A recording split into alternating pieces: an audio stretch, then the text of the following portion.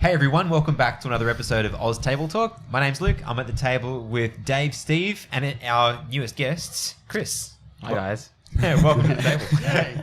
What's up? Yeah. So, it's the new Ore. What's up? Ore, you're shorter than I remember. I don't feel like I'm in my right boots, guys. It's just, Welcome to the table, Chris. thanks. Yeah. Pleasure to be here. So, I guess it would make sense for us to explain who you are for anybody who's listening. So, can you tell us a little bit about you, who you are? Tell us which street corner we picked you up on. You know what? I don't really know. I was like blindfolded. It's like, well, I mean, I go to the same churches as these guys, Hinkler, and I graduated year 12 like a week ago, so that was pretty cool. Woo! And So he's free, so he came here. yeah. I mean, what else are we gonna do? It's not a school night. That's it. Nice to have you. Yeah, thanks. I guess that's me. Yeah. That's me. Very cool. So, so we were talking about this, and Chris wasn't actually originally planning to record with us tonight. And throughout the pre-chat, when we were discussing what we were going to be talking about, he said so many things that we were like, man, just say that into a microphone. So, so he's at the table, so it's cool. I'm probably going to say like 20% less than I already said. So just brace yourselves. That's all right. I think we can cope with that. All right. So how are you boys tonight? Yeah, pretty good. Little bit tired, but that's all right. Yeah? Mm-hmm. Yes. As in late nights or big days, or both? Just not sleeping well. Fair call. Somewhere in the middle. Yeah, somewhere in the middle. Right. Yeah, yes. How about you? Pretty good week. Fairly productive for most of the days this week, so it was good. I'm happy. So, Cool. yeah, my aircon has been broken for like 2 weeks, and it got fixed today, and so That's exciting. oh man! And for someone who doesn't cope well with the heat, I'm stoked. So, Anything exciting for you, Steve-O? Oh, not overly. 4-day work week. 4-day work week. Yeah, I got a surveying conference tomorrow, so that's good. Yeah. And I went flying on Sunday for the first time in 5 or 6 weeks, so that was good to get back. Nice. Yes, very good. Was the weather all right on Sunday? I can't remember. It was good enough for what I was doing. Yeah. Yeah. Okay. Cool. Yeah. I don't know whether anyone can hear that, but the weather ain't that great right now. It is bucketing down. So Yeah. It's going to have like an ambience, a rain ambience. Yeah, that's it. Yeah, that's it. ASMR. Put people to sleep. I was going to say I should get some like stock tracks of like frogs croaking in the background. Low-fi hip-hop. Yeah, low-fi hip-hop. So this is actually going to be a good test of our mics because this is the first time we have had significant rain while recording in the new studio. So This is the first time we've had significant rain for years. well, that is true. That is true. Anyway, to get to our actual topic for discussion tonight, we're talking about cancel culture, and it's something that we've had on our list to talk about for a while, like most things. It was Chris's idea, actually. Yeah. Wait, I didn't really know There's about the bus. this. What's I this all asked about? you for ideas a while back. You probably don't remember, and you said cancel culture, and I didn't even know what it meant. I see. So you went straight to Luke. So Yeah, pretty much. Luke, define cancel culture for me. No, you can ask Siri. That was literally the chat though. That's in the back of my head. I'm like, yeah, I got that text message. But actually, I mean, it's good though because I mean, it's a part of us playing to our strengths, and you know. Dave, you don't spend a lot of time in the social media world, so it's not something that affects you that much, right? So, No, I wouldn't have a clue what people say about me online. But yeah, there is a lot to be said about it when you actually have a look at what's around, and it is something that does affect a lot of people. We're certainly seeing a lot of it in this, I guess, this culture, the internet culture that we're in at the moment. But for people that may be in your shoes, Dave, let's start by at least defining what we're talking about when we say cancel culture. Well, how would you define it if someone that literally had never heard about it before said to you, hey, what's cancel culture? And I'm not looking at you because I know that's pointless. I can recite what the dictionary told me. No, let's go to the dictionary. What is the Wikipedia definition? That's it. No, you go first. You say that's what all right. cancel culture is, and then I'll... I was gonna say it's very multifaceted. Even in the conversation we were having before, I was just thinking like it's pretty hard to nail down. Like it affects a lot of things, but I'd say it's just undermining someone's either like social status to make their opinions invalid or just undermining what they have to say in general because you don't agree with it for some particular reason. It just doesn't fit within your worldview. So you're just basically throwing them out. Yeah. Sure. Shutting them down. Yeah, one of the words that seemed to pop up when I was looking at it is to be deplatforming people. So if people have an audience and a voice, they're going to lengths to remove that person's voice as a result of disagreeing with them. And I mean, whilst if that person is doing something that's genuinely wrong, there is like a hero element to it, and so it's attractive. But the problem is who sets that bar of what is actually an appropriate thing to cancel somebody over and who doesn't. So would you say it differs significantly from the biblical definition of a rebuke? Yes. Yeah, absolutely. I mean, first of How? all, the Bible didn't have social media, so we just have to factor that out. So. So tell me how does Lol, it differ... looking at burning bush. That's not true. God doesn't speak to the burning bushes. Cancel Moses. So how does it differ from a rebuke? Well, my understanding of a biblical rebuke, I mean, we can look at the biblical principles for reconciliation in general and be looking at going to the person and taking the matter to them and talking about it in a love motivated way, right? Your motivation is not to deplatform them. Your motivation is not to kick them out with no hope of redemption. Redemption is actually the point of rebuke done correctly.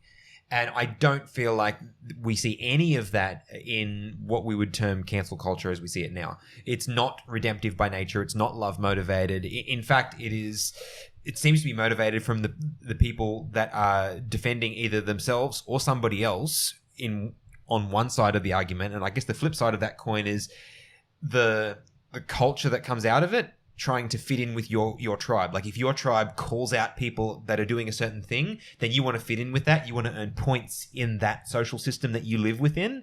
And so calling out somebody who's doing a bad thing based on your set of ethics earns you points with your peers. And so there's actual social currency being exchanged by calling other people out as well. Yeah.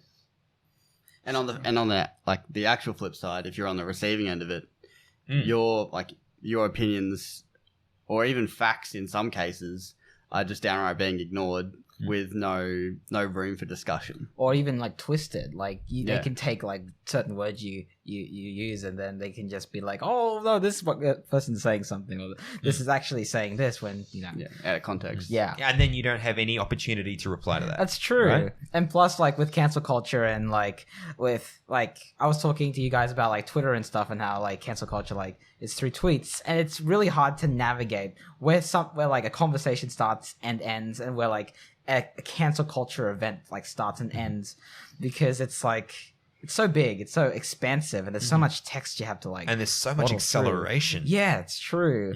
People are I mean, you guys could keep going. I mean, no, but what you're saying is absolutely accurate, and I like the fact that you brought out Twitter, because Twitter is where we see a lot of this happening. And I think one of the reasons that is because Twitter is by definition a very public discussion board.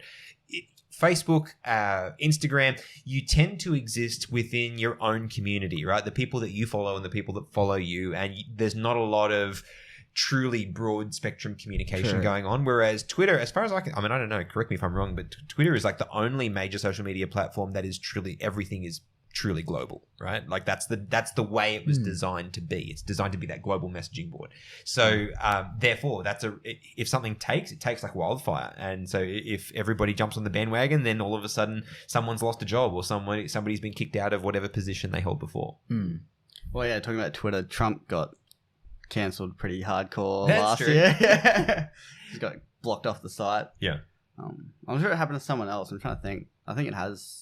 There's been a number of people, I think, over time. I mean, some of the other examples, we were trying to think of examples before. Steve mentioned Israel Folau. So for anyone of our Australian listeners will probably be familiar with the name Israel Folau, who was a rugby player who got fired due to social media posts that he made that was disagreed with, you could say, by the governing body. So that's something that we saw a lot of in our news here. But yeah, I mean, other, of course, more international examples as well. You were mentioning J.K. Rowling, who got... We're not going to talk about J.K. Rowling. no. But my point is, like, she's another famous one that got... and in her case, it was making comments that were deemed to be transphobic, and so she got cancelled for that. Mentioned Dr. Zeus. Yeah, there's 3 books that got taken off publication. For racist illustrations, right? I'm not sure exactly. I think it was to do with like racial messaging through the books. But Yeah. yeah. So, but it just seems to be that cancel culture has become this umbrella, right? Anything that is not politically correct, not socially acceptable, it is an acceptable response for the minorities that are offended by it to come out and call for it to be deplatformed. That's probably how I would describe it. So, do you think that it is so... I don't know, you said it accelerates quite rapidly online. Do you think that part of the reason for that is because on social media there's a lot less accountability for what you say? Which is ironic because they're trying to hold people to account, right? And because there's no accountability for the people that are doing the cancelling, then it's easy for them to do it. Right. Yeah. And the people's motivations are so complex. Yeah. Like, I mean, it could indeed be that some people that are participating in it are on a power trip. They're trying to exert their authority over somebody else who's deemed to be more powerful. Yeah. I mean, it sounds a lot like gossip, only not behind their back necessarily. Yeah. You know, like basically you're just expressing, like, I don't know, a negative opinion. Yeah. It's like targeted gossip. Like, Yeah. it's like you say Gossip I want you to something hear. for people to know so they change. And if you like attack the person so many times with their negative thing, then they have to change, right? Like, it's kind of what happens. Yeah, but does it? Quote unquote. Yeah, but does it? Because, I mean, you mentioned Donald Trump got cancelled by Twitter. How much did that hurt Donald Trump? Yeah. Well, I was just in the news for like weeks afterwards. Yeah, and it Probably was. made That's him more true. infamous, you know? But yeah, exactly. It just adds to the folklore, right? Around this massive, larger-than-life personality who I'm sure it didn't make much difference to his bank account. You know, it didn't make any significant change. I think it does have an effect for some people. You know, for instance, if someone gets called out for something and the level of public backlash gets so high that their employer fires them or something like that. That does happen. Yeah, so, I mean, definitely. yes, there are tangible things that do happen to people as a result of Surely this there'd gossip. also be a lot of shame Yeah. involved. Oh, yeah. You know, like Psychological damage. yeah. I would imagine that would probably be, I guess, potentially even more of an issue than the physical firing. I think that's somewhat unique as well. I think one of the reasons that we have cancel culture now, in the sense that we are talking about it, is that technology has allowed it to be so, because the kind of shame that this creates is so fast and so wide-reaching. It's the first time in Earth's history that we've been able to do that, right? You know, if you were going to slander somebody before the advent of the internet, it would take you a long time and a disproportionate amount of effort to do that. You Wanted posters. yeah. I was going to say, you just get mental pictures of like carrier pigeons. Send them out there. I think also like what compounds with the shame is the fact that it's not just like one person rebuking you. It's just like thousands upon thousands of people like calling out your name and being just like, you did this, you did this, you did this. And it's that whole like group mentality that adds to I guess that adds to the shame and the guilt that these people feel, and really make you question, like, is this really like the right thing to do? Like, is cancel culture really effective in changing people? Yeah. I was It's kind just of like brute forcing it. Yeah. Yeah, I was just thinking while you're saying that, it's not overly constructive. It's just saying you said something wrong and then like smacking someone. Yeah. And you're like, but why? And you just keep smacking them. It's like, yeah. It's like 1,000 people just smacked this person. Yeah. And I think it's just, people aren't willing to have those discussions and explain, like, you know, this is really harmful to this group of people for these reasons. And you go, okay, well, from my point of view, I'm sorry that offended these people. I still believe it. Or I can see why that offends you. I didn't realize. I'm sorry. And then you can move on constructively as a group. Yeah. So from my understanding of it, but I'll ask you guys because you know more about this. Is that ever does that ever occur within cancel culture? The opportunity for people to, you know, apologize for whatever it is that they're being cancelled for, and then, you know, move forward constructively, like you were describing? Does that ever happen, or is that just like? Well, let's talk about no apology videos.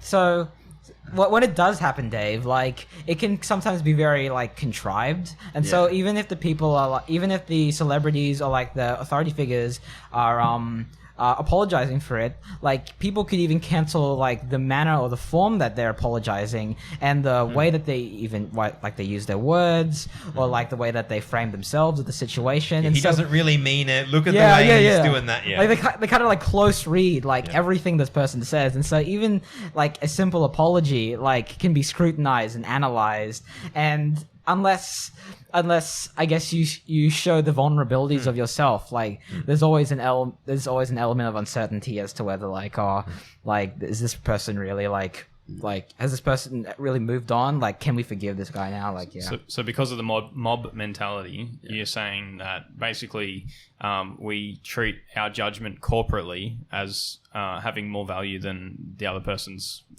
like whether or not they're sincere, like we are going to choose what's true for them because we're such a large group, therefore we are true. Yeah.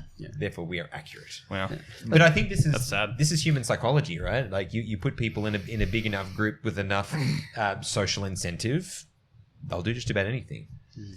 Yeah, and it's interesting. In the last, I think, 2 weeks, I've seen a few videos. YouTube's actually pitched removing the dislike button. Yeah, I heard about that. Yeah, so it's kind of like anti-canceling, but because when you're online, there's always going to be haters, and like everyone who's been on YouTube long enough realizes that, and whilst they don't like the hate they get, they go, well, it's just, it's just part of the job or part of the roller coaster. Yeah. But yeah, YouTube's kind of removing that negative feedback, and they're removing that ability for positive growth with negative constructive criticism. So whilst negative harmful criticism that's just meaningless does happen, it doesn't tend to happen as often, especially when you've got an audience or like your peer group listening to you. They're not going to like dislike or tell you that you're trash just for the fun of it. Like they're going to go, that video's audio quality was bad. Like I'm going to give you like a thumbs down so that like to go check the video, and you go, oh, that was bad. I'll make sure I check it next time. Like stuff like that. You could kind of link those two together, like the dislikes and all cancel thing. It's basically kind of removing the choice of people who hold a differing opinion. Yeah.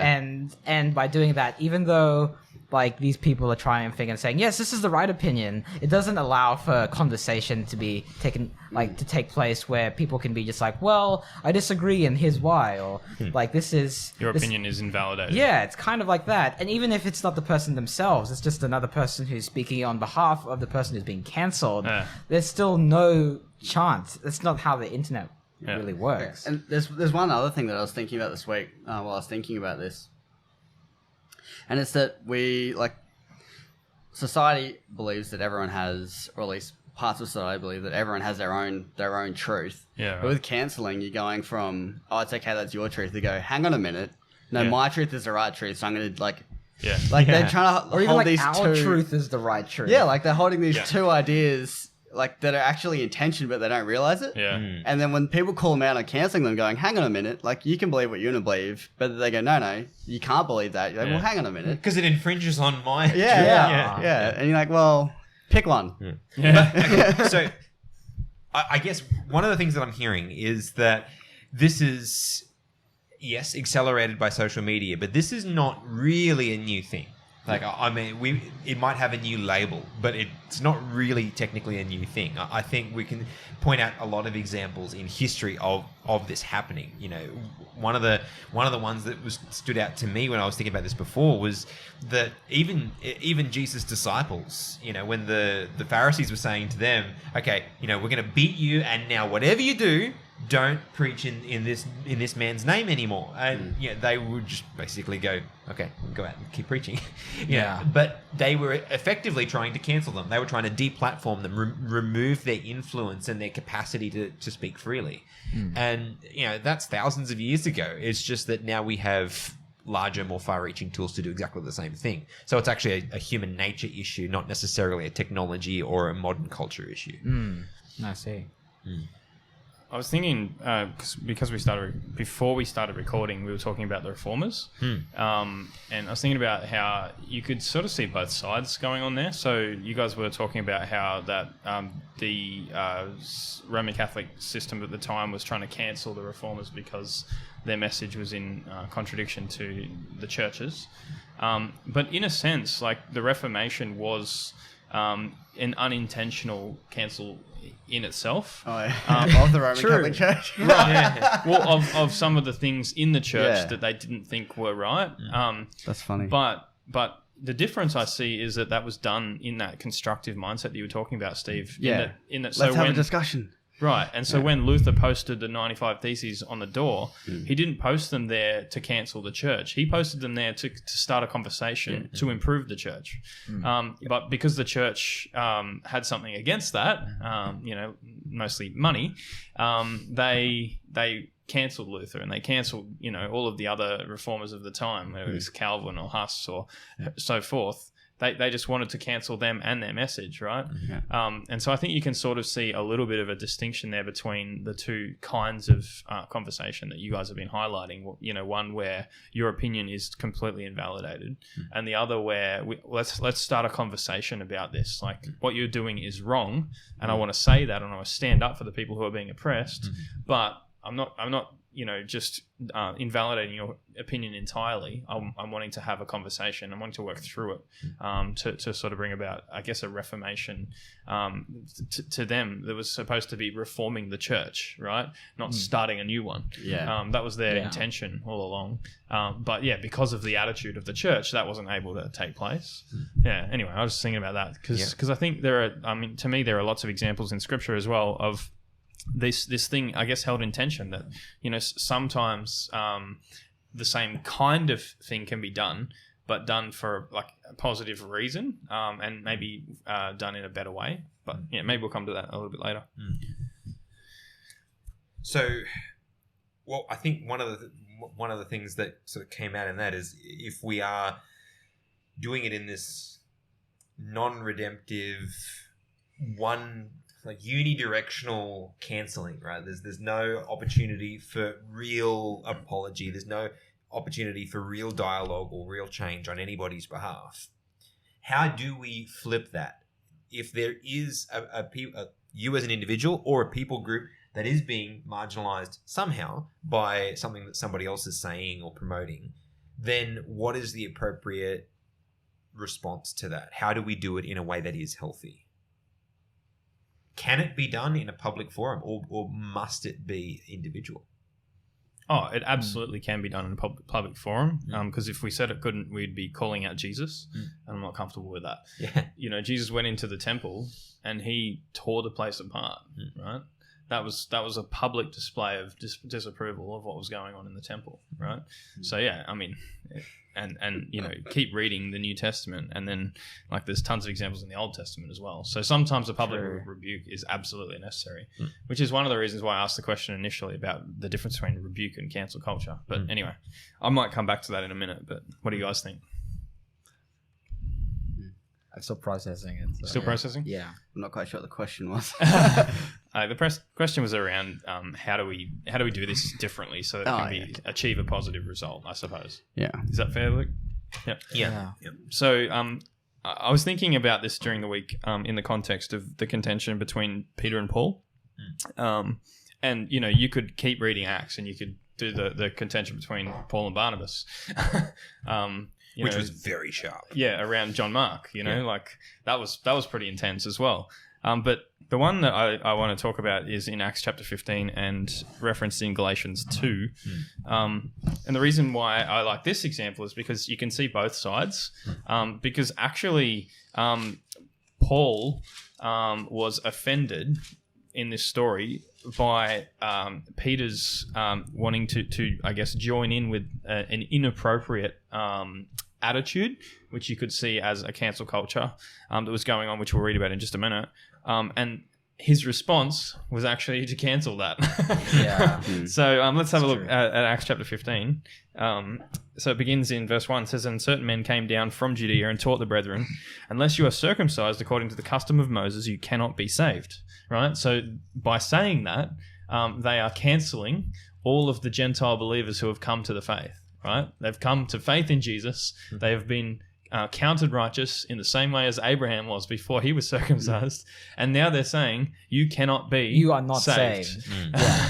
Right? And that attitude is sort of pervading the church, right? Therefore, it says, when Paul and Barnabas had no small dissension and dispute with them, they determined that Paul and Barnabas and certain others of them should go to Jerusalem to the apostles and elders about this question. And then, so there's this council that goes on in Jerusalem about this situation. And then if we maybe have a look, I might flip over to Galatians and just read from Galatians the commentary. I might sort of speed up the process a bit here. In Galatians is an interesting one as well, because it's like, I don't know, it's probably the most straight language you'll see from the Apostle Paul. In chapter 1, he talks about cursing angels if they come with a different gospel. And then in chapter 2, he's like calling out, Peter and so forth. So in chapter 2, it says, then after 14 years, I went up to Jerusalem with Barnabas, which is the event we're just talking about from Acts, and also took Titus with me. And I went by the revelation and communicated to them the gospel which I preached among the Gentiles, but privately to those who were of reputation, lest by any means I might run or had run in vain. Yet not even Titus, who was with me, being a Greek, was compelled to be circumcised. So Paul's saying, this is not part of my ministry. This is not part of the gospel as I see it, right? This whole argument around circumcision. And so he goes on and says, and this occurred because of false brethren secretly brought in, who came in by stealth to spy out our liberty which we have in Christ Jesus, that they might bring us into bondage, to whom we did not yield submission even for an hour, that the truth of the gospel might continue with you. So you can already see Paul has drawn a very clear line in the sand here, and he's like, this is not appropriate, right? Which is kind of what cancel culture does, right? It's delineating that line, right? Yeah. But we're going to see that constructive side coming out in a moment. So it says in verse 6 in Galatians 2, but from those who seem to be different, whatever they were, it makes no difference to me. God shows personal favoritism to no man. For those who seemed to be something added nothing to me. But on the contrary, when they saw that the gospel for the circumcised had been committed to me, as the gospel for the circumcised was to Peter. For he who worked effectively in Peter for the apostleship to the circumcised also worked effectively in me toward the Gentiles. And when James, Cephas, and John, who seemed to be pillars, perceived the grace that had been given to me, they gave me and Barnabas the right hand of fellowship, that we should go to the Gentiles and they to the circumcised. And then he goes on and he says, they desired only that we should remember the poor, the very thing which I was eager to do. Now here's the confrontation. Now when Peter had come to Antioch, I withstood him to his face, because he was to be blamed. What was he to be blamed for? For before certain men came from James, he would eat... sorry, let me start that sentence again. For before certain men came from James, he would eat with the Gentiles. But when they came, he withdrew and separated himself, fearing those who were of the circumcision. And the rest of the Jews also played the hypocrite with him, so that Barnabas was carried away with their hypocrisy.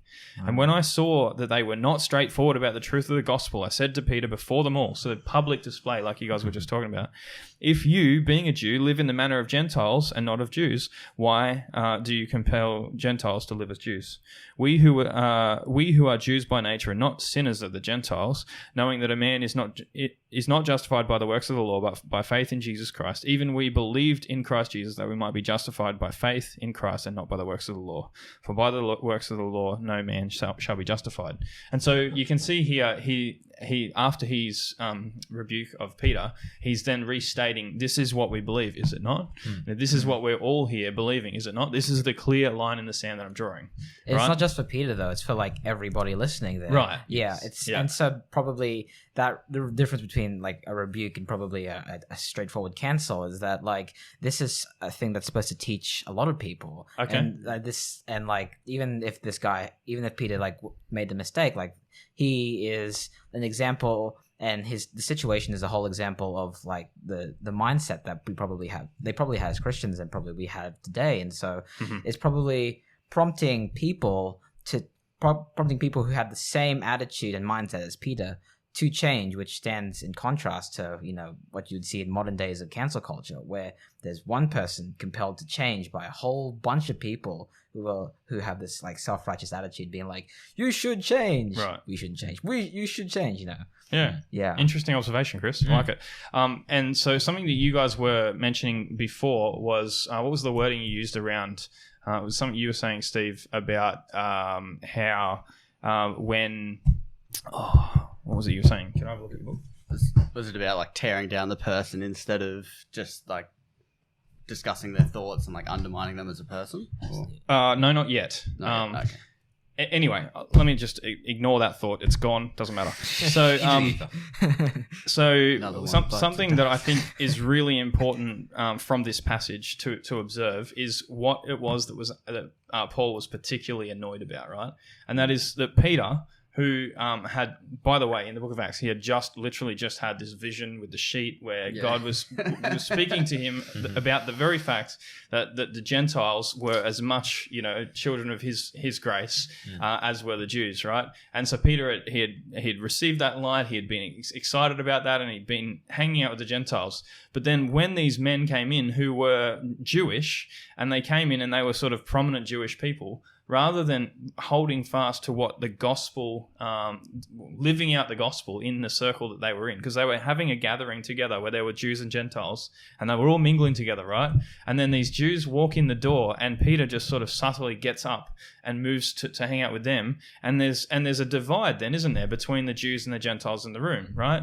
And so rather than Paul seeing everybody fellowshipping together as the gospel would have us do, Paul sees the gospel being thrown out because of the presence of the Jews, right? And because of this message that they had been communicating, which they'd just gone up to the Jerusalem Council about, right? And so when this whole thing goes down, what Paul is really wanting to drive home is that is not the gospel, right? It's not really about Peter. It's about the bigger picture in the room, which is I guess what you were bringing out there, Chris. It was Paul was concerned for the people who were being ostracized, right? Which I think that's what I was trying to come to before. This ostracism that occurs as a result of cancel culture, right? Quite often, cancel culture is standing up for somebody who's been oppressed. Am I right? Yeah. Based on what you guys have told me. Yeah. And Paul is doing that in this case, right? And yet, it doesn't have the exact same outcome here, right? Because as you pointed out, Chris, Paul is trying to address the room for the benefit of the room so everyone can come together. And he's also, he's calling them out in a public forum where there's an opportunity for conversation. And I don't know, how do you guys think Peter would have responded to this rebuke? I think if he was... Well, it depends how humble he was feeling that day. Because he did have a bit of a problem with that, didn't he? Yeah, I was about to say, well, at least we know he did earlier.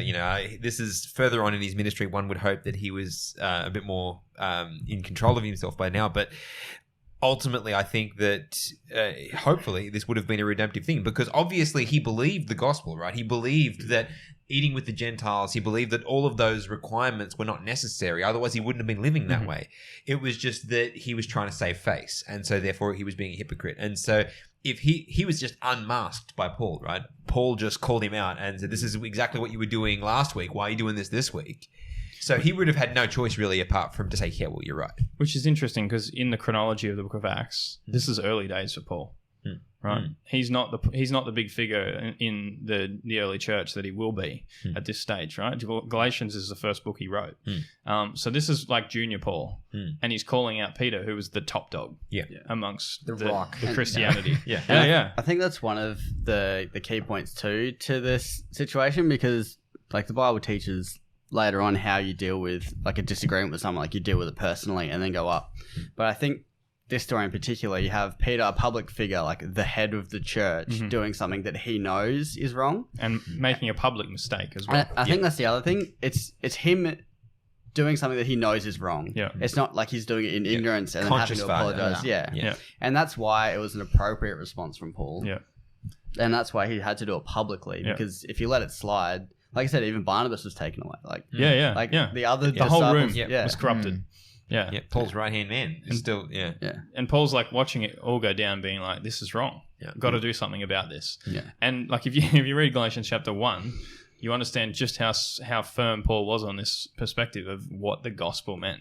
You know, I mean, that was the reason he became a Christian, right? He went through that complete massive transformation process because his whole world was rocked on that foundation, right?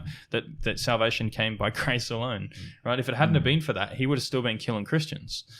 So yeah, this was important to Paul. So he stood up for it. So just like evaluating the situation then, right? So we're saying cancel culture has a negative impact because we are, in a sense, dehumanizing people by taking away their opportunity for expression, their opportunity for like defending themselves by this sort of group mentality, just sort of overwhelming their own perspective. How then do we deal with a situation like this, right, where somebody is doing something that is, in our perception, genuinely wrong without attributing those same flaws of the cancel culture to that given situation? So, for example, quite often in church, discipline is required because as a congregation, we have a set of, you know, standards that we like to live by, so that we are presenting Jesus to the world that we are, you know, living amongst and ministering to. So when there is the necessity for discipline in a church situation or rebuke or whatever, how can you go about discipline or rebuke in a way that doesn't cancel the person but addresses the whether it's a moral issue or the message?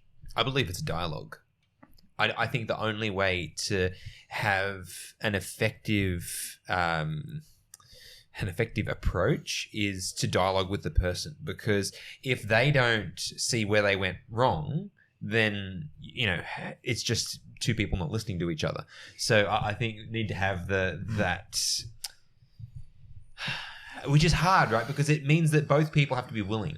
You can't just have a single-sided dialogue. That's by definition not going to happen. So you need to, I think, start with curiosity. You know, start asking the person these things, and it is difficult to do online because the amount of, and I think this is one of the big problems with online media, and that is that the amount of inputs are so high that if someone wants to engage with you on a deeper level that causes you to actually think and not just regurgitate what you already know, it's hard work. And so a lot of people are not willing to do the hard work. But let's assume they are. If they are, I think having that conversation and trying to get to the root of why they're doing what they're doing is probably the first and most helpful step, I would think. But there's not many people who are really interested in, you know, helping the person. Yeah. It's more of an agenda kind of thing, but that's, yeah. But I think, you're highlighting the problem, right? True. It's motive. Their motives are not redemptive. And if their motives aren't redemptive, of course, they're never going to try to have a reasonable conversation, because it's much easier to just demonize the person. And also, like, where is the help this guy's going to get? Like, they're just pointing out his flaw. They're not trying to understand, like, where this guy's coming from, like, sympathize or, like, empathize with what led these people to do what they did to be canceled. Yeah. That's good. So seek out the why. I think also, along with what you're saying there, obviously it's really important to remember your own humanity, because I think when you remember your own failures, you're much less likely to judge or call someone else out, you know, black and white, I suppose, on theirs. You know, like it's so easy to look at somebody else's failings because they're not our own and be like, oh, how could you do that? Yeah. Right? And then 5 minutes ago, you did something equally heinous. It was just different. So yeah, I don't know. I think that's really important as well when having these dialogues that you're talking about, or even just reading what somebody might say online. I mean, I've written stuff online. I wish I didn't write online, you know, in the past. That, you know, I can't take it back. You know, I don't intend on giving a full explanation. You know, but sometimes you've just got to be willing to go, you know what, the person may have grown since then. You know, and that's okay. And I think one of the key things is that we have to be willing to accept people at face value. As hard as that is, like, you know, you were saying people, like, you know, everyone like piles on. It's like, oh, their apology wasn't sincere or whatever. I think if we're dealing with people from an external perspective, you don't know them personally, you don't live in the same house as that person, there is no way that you can judge their motives. You have no clue. And so if someone apologizes, I think we kind of need to just take it as that. Believe the best. Even if it's like, even if they're trying to advance some sort of agenda or like pander to some sort of people, it's just it's just kind of it's the right thing to do. Yeah. Yeah. And I think one of the other things, because I was just thinking about, well, what about the people that aren't willing to have the dialogue? What about people that aren't willing to do that? That was going to be my question. Yeah. So, because sometimes you've got to draw a line in the sand. Yeah. Like Paul did, right? You've got to say, no, this is important. And if the person's unwilling or their attitude stinks, how do we then engage in that process of, proper rebuke or discipline or whatever's required without necessarily cancelling the person? Yeah, I was going to say, there is the key. I think there needs to be a very clear line drawn, a very clear line of separation between the ideology that the person is espousing and the person's personal value. Yeah, and so and I think even we can even behavior as well as ideology, right? Yeah, sure. Yeah, but basically that person has value that is separate from what they believe and what they've done. Yeah. And I don't think there's a problem. I think there is a place for us to call out the individual things that they've done, but not to have the individual cancelled. They don't deserve to have their free speech and job and breathing privileges revoked just because of what the public thinks, right? I can't. I want the lungs back. I've always been a bit annoyed by the fact that when somebody within the church is caught doing something, say usually it's a sexual sin, when something comes out in the media, for example, about something they've done in the past or even in the present, that we completely disregard everything they've ever said or done as a result of that. And I've always just been so frustrated by that, because just because they made a mistake, whatever, doesn't mean everything they've ever said or done was wrong necessarily.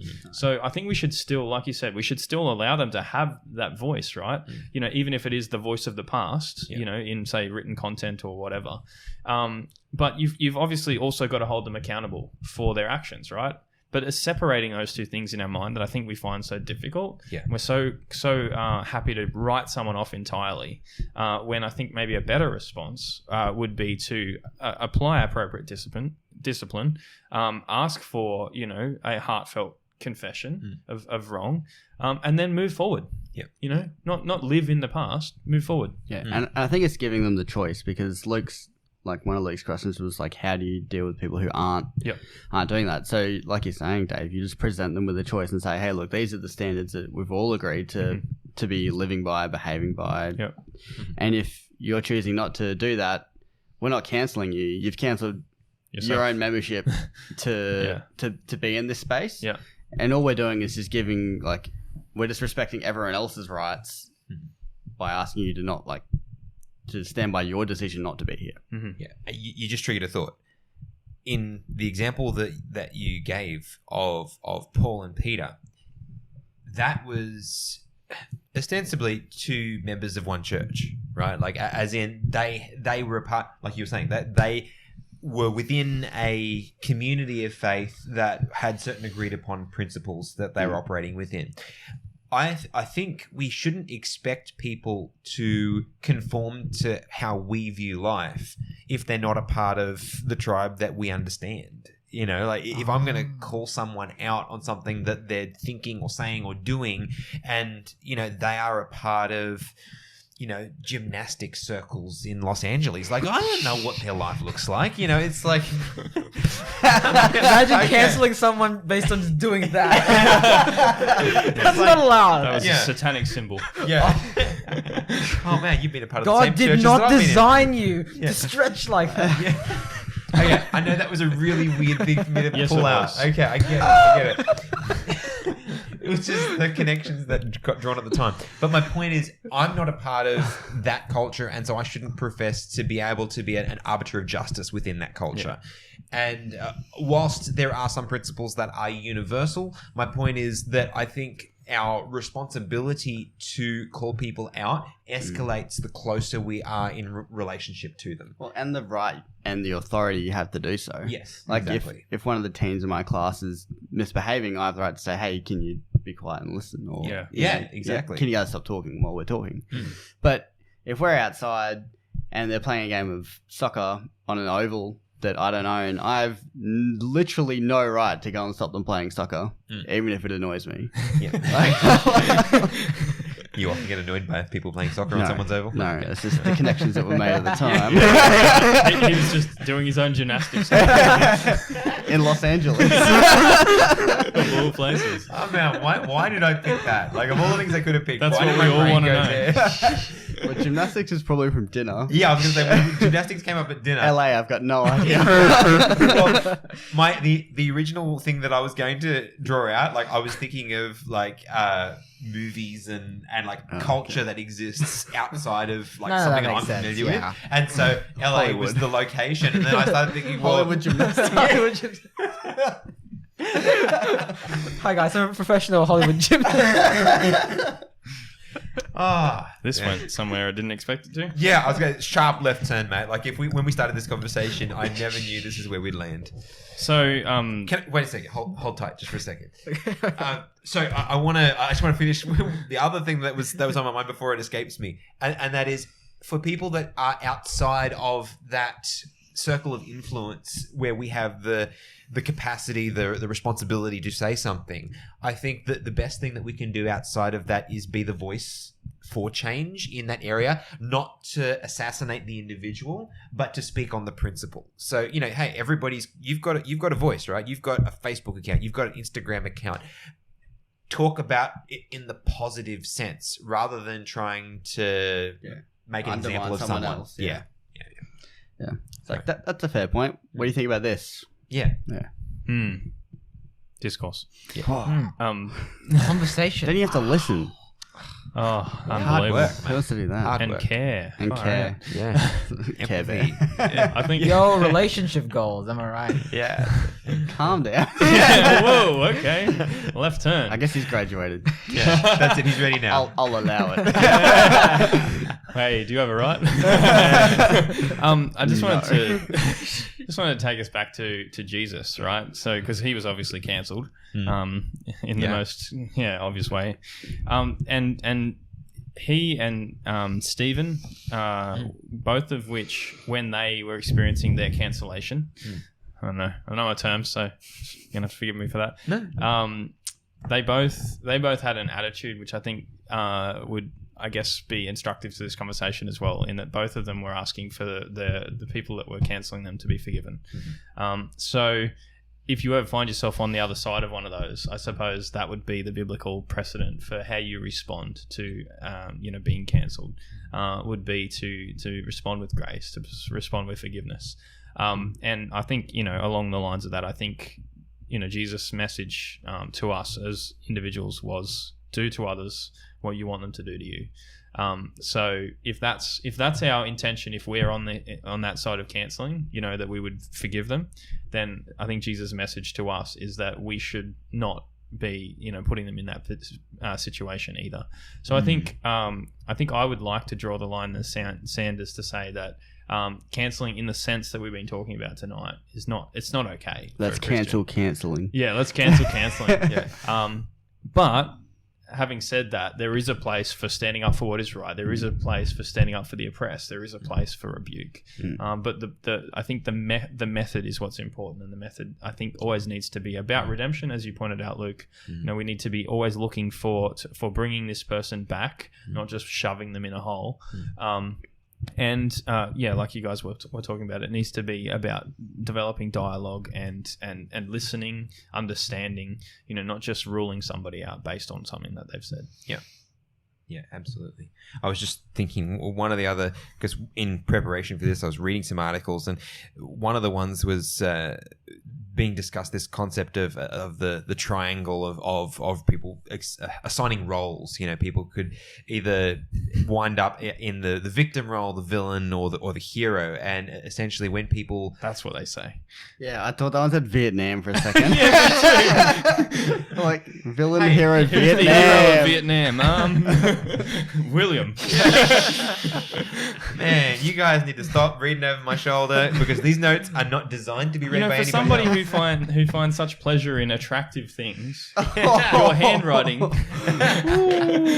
I'm just kidding. Go. Of course you are. Tell us about your triangle, mate. But my point is, people tend to fall into one of those three roles, and in my appraisal of it, these three roles are they are the human method of dealing with problems, human method of dealing with violation. You know, you can either be the victim, you can be the one that it's happened to, you can be the one that's perpetrated it, or you can be the villain, the one that's actually doing the wrong thing. And so if someone's done the wrong thing and, you know, everyone wants to jump into the hero role and fix the problem, this is something that, you know, I've heard it referred to as, you know, the myth of redemptive violence, right? If we return fire with equal firepower, then we are doing God a favor. You know, like you could look at the armies during the Crusades who thought they were doing God's will by going and destroying other people groups because, well, they didn't accept the gospel. Well, hey, you made it so attractive. I wonder why they didn't do that.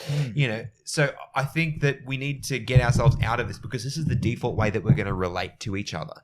So, and I think there is a fourth option. It's not a triangle. There is that fourth option, which is the Christ-like option, going with Christ's method of government. Yes, you may be a victim. Yes, you may desire to be the hero. You may desire to set things right, but it requires a completely different attitude. You can't fight fire with fire. You have to fight fire with water. You have to actually have something that's different, that's going to affect positive change rather than something that's just going to affect more destruction.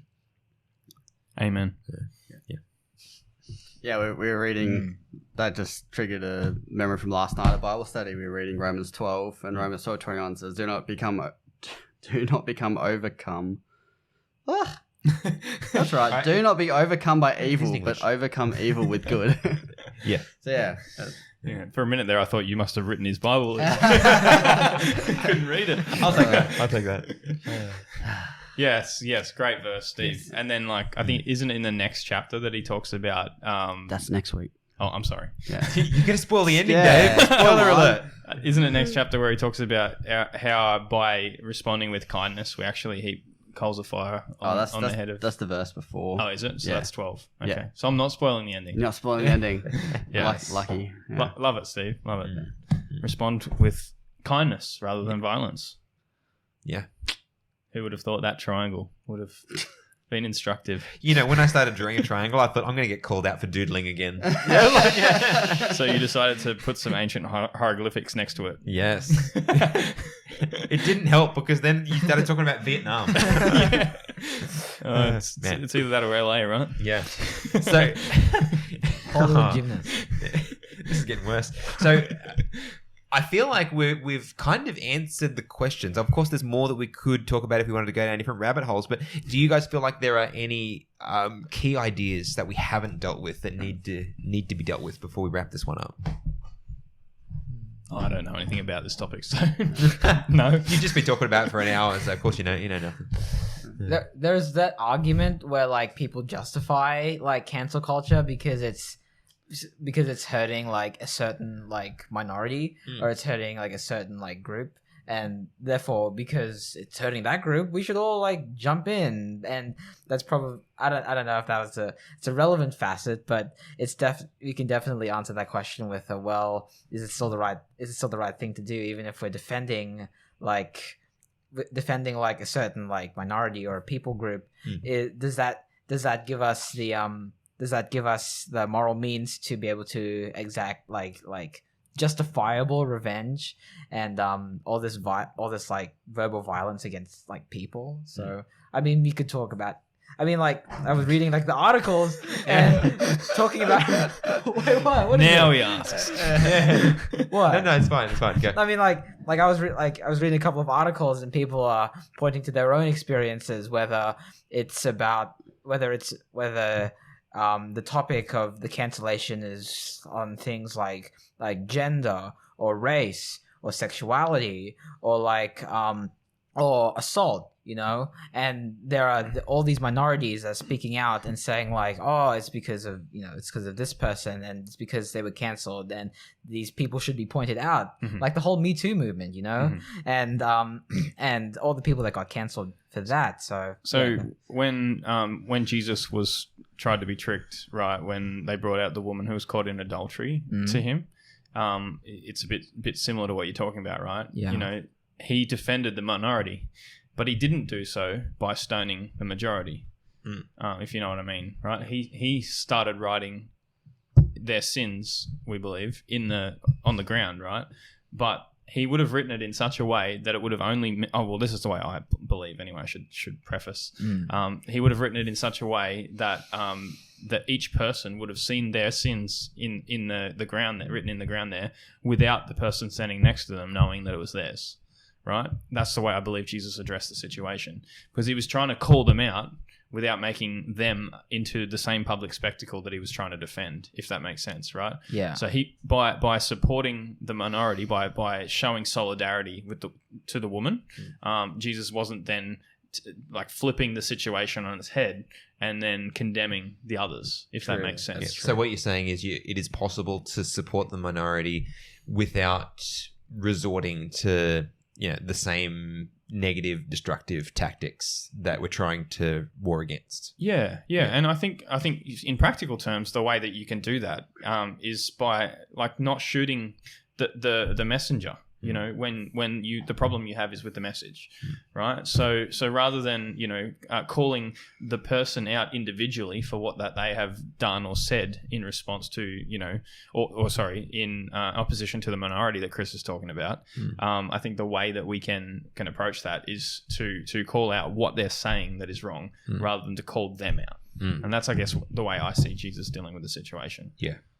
No, agreed. And I think it's a very difficult thing to do, because even if one person was to take it that way and deal with it perfectly in an online setting, there's still the millions of people out there who are not thinking that in that way, who are then going to pile on and go, and this is we're going to cancel this person, get them fired, and whatever. Yeah. So like, even if one person, that's exactly why I'm not online, by the way. Yeah, but my point is that if we're going to address the issue, we don't address the issue simply and only by being the right person ourselves. I think it starts also with education, and by us having, I believe, conversations like this one.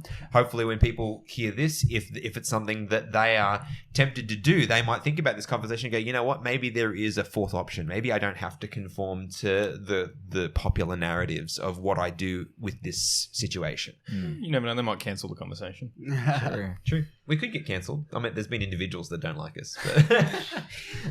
But that's the thing, like, you just keep the conversation going, like keep the dialogue, and that's kind of how we thrive. And that's exactly right. I think the more we keep these things out in the open, we talk about them in ways that are helpful and constructive, and still be honest about the failings, but also just recognize that we don't have it sorted either. We're exploring it, and the more we explore it, the better we understand it, and hopefully the better we do next time we come up against these things. So I think that's a good place for us to wrap this one up. I just want to thank you all for joining us for another episode. And Chris, thank you for jumping into the table. Appreciate your contribution. No problem, man. If you guys have enjoyed it, please share it with a friend. We would love to also hear any reviews that you have. You can do that on Apple Podcasts or wherever you get your podcasts. And now we're on YouTube. You can leave us a comment down below. We'd love to hear from you guys. And no dislikes. No, the raw dislikes. Can't see them. Yeah. You got to make them a comment. Yeah. Constructive feedback. Yeah, let's have a conversation going on in the comments section. A dialogue of sorts. All right. We'll see you guys next week. Adios.